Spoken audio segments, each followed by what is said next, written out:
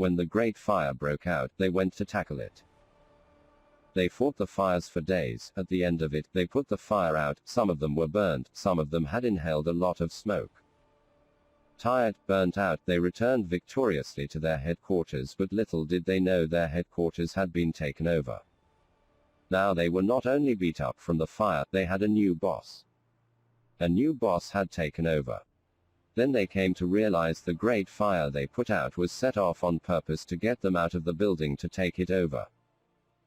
Be careful while preparing for the great fires that while you are preparing there are those who will light it simply to take control.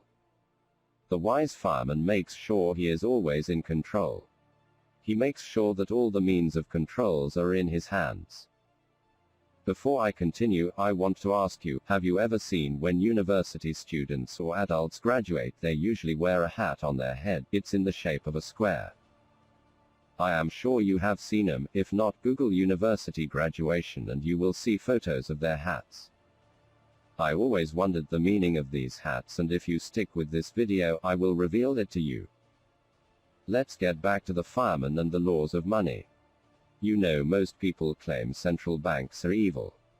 So these people do one of a few things: they run away to different countries, practice anarchy, or they go build small towns. People are confused, they cannot diagnose and differentiate the difference between symptoms and causes. They say the problem is central banking. They are like the people who say because that person was killed with a brick, now we have to not build any other houses with bricks. It's not the brick, it is in whose hands the brick is in. A brick can build a house, or it can be used as a weapon to kill someone. So it is with central banking.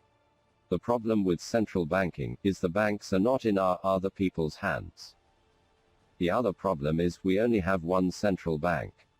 One central bank is like having a car engine running off of only one piston, or only a small portion of the engine working. It is designed like this to keep everyone enslaved.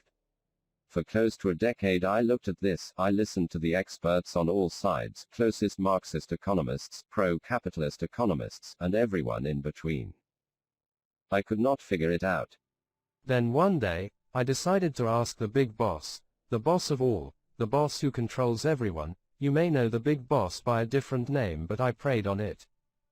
And the answer was given. I could not believe it. I was shown a model of central banking that can be implemented without citizens paying taxes. I saw and was shown how that with the model, it would take the nation about 2 years to get back to where they were in 1994.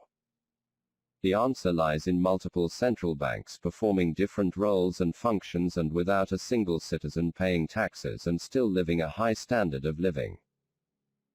The model gave way to have an unlimited central bank for military operations that would lead to the greatest, richest military-industrial complex, leading to the greatest army the world has ever seen, and not once did the average citizen ever have the burden of inflation or wealth stolen from them. I was shown by using multiple central banks in various capacities that you could have a debt jubilee where all the nation's debts would be wiped out and every citizen would have a high and good standard of living. It would be the richest, most bountiful nation on earth. It had been done in part before. In America in the 19th century, the people did not pay taxes like they do today, and there was no minimum wage. The result was the birth and growth of what America used to be. That all changed once they got their Federal Reserve. Up until that point, America was the richest nation in the world. The ingenuity, outcropping of charities, there was hardly any poverty. The point of all of this: if you put out fires, if you are going to put them out, the law of money is this: the nation that controls their finances controls their destiny. The nation that controls their destiny is an empire in the making. You can put out as many fires as you like. If you do not control your finances, you do not control your laws. You will always be nothing more than a soldier. And as we know, soldiers can be bought and sold. To have full control, you have to control your laws and finances. Until you control your finances, you will always be a slave and a fireman putting out fire after fire.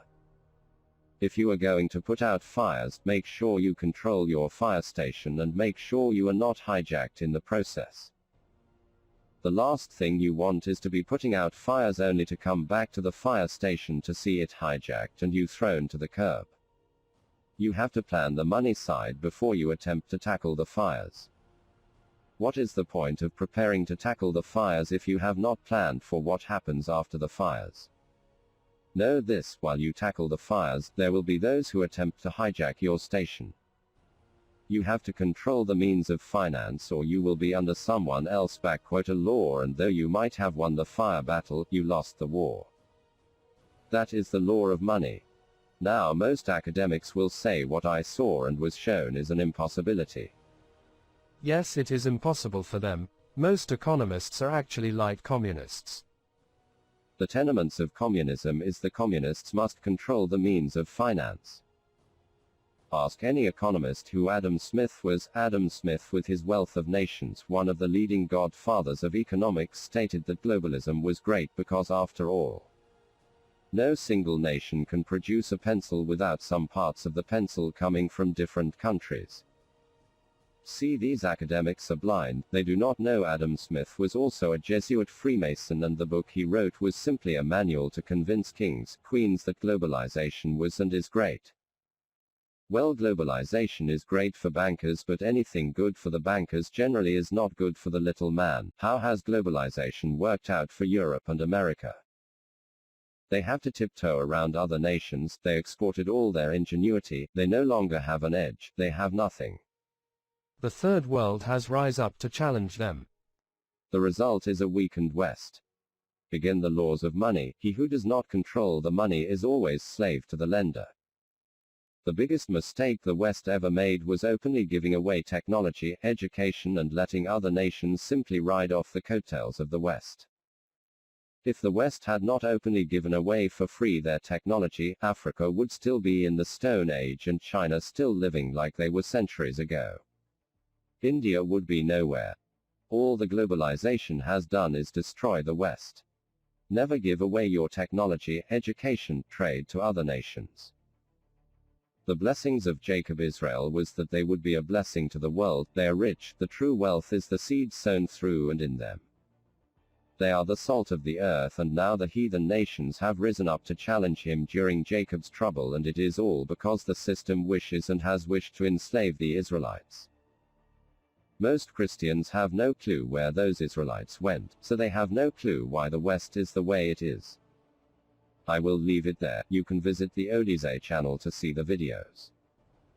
So before I end this, I asked you if you had seen the graduation hats. University students wear them during the graduation.